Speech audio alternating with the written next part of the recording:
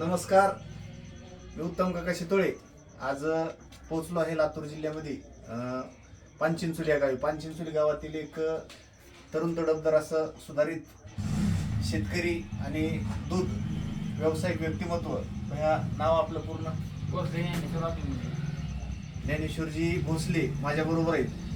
जवळजवळ 1 महिन्यापूर्वी त्यांना मी जनावरांचं, गाय असेल म्हैस असेल, याचं दूध आणि फॅट वाढण्यासाठी आणि SNF पण वाढण्यासाठी हे ॲलोव्हिकल, जे की ऑर्गॅनिक मधलं कॅन दिलेलं होतं. आणि याचा अनुभव हा सत्य आपल्या या दूध पूर्ण व्यावसायिक पर्यंत नक्कीच पोहोचणार आहे. तर सत्य अनुभव आहे आपला, जो रिअल आला, हा पवित्र अशा वाणीतून आपल्याला सांगायचं, जेणेकरून प्रत्येक दूधवाल्याला याचा फायदा व्हावा. काय झालं, मेन महत्वाचं म्हणतर जनावर वैरण खायला लागली. वैरण म्हणजे आम्ही जे म्हणतो की जनावर हे ना जास्त चारा खातात, वैरण खाली अशी दूध कुठलं देणार थोडं जनावर अलीकडे म्हणजे अंदाज. मेन म्हणतात जनावर वैरण खायला लागले. अच्छा, चंदी कमी लागली, चंदी कमी लागली. म्हणजे फायदा झाला. फायदा झाला ना, शेतकऱ्याचा फायदा झाला. आणि एक तर फॅट आणि SNF.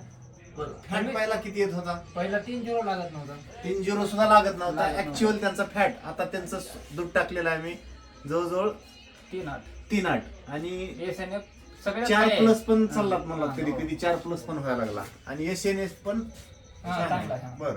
फॅट बी वाढला, जनावर म्हणजे चंदी कमी लागली आणि चारा पण खायला लागली. त्याच्यामुळे जनावर बळकट होणार, जनावर तयार होणार आणि दूध सुद्धा वाढायला आपल्याला फरक पडू लागणार. वैरण खाल्ल्याशी दूध कुठलं वाढणार? तर नक्कीच म्हणजे आपल्या जे दूध व्यावसायिक आहेत सगळे, तर त्यांनी फायद्याच आहे का नाही सर? एक तर ऑर्गॅनिक आहे, कुठल्याही जनावरला साईड इफेक्ट नाही. उलट जनावरांचं लिव्हर असेल, हाडं मजबूत होते आणि जनावर जे आहे हे एकदम चांगल्या क्वालिटीचं तजेलदार जनावर दिसतं. तर या ठिकाणी आमचे आदरणीय अविनाशजी पाटील यांच्या माध्यमातून आज ही बरेच या ठिकाणी आज दूध घालणारे आपले दूध व्यावसायिक आलते.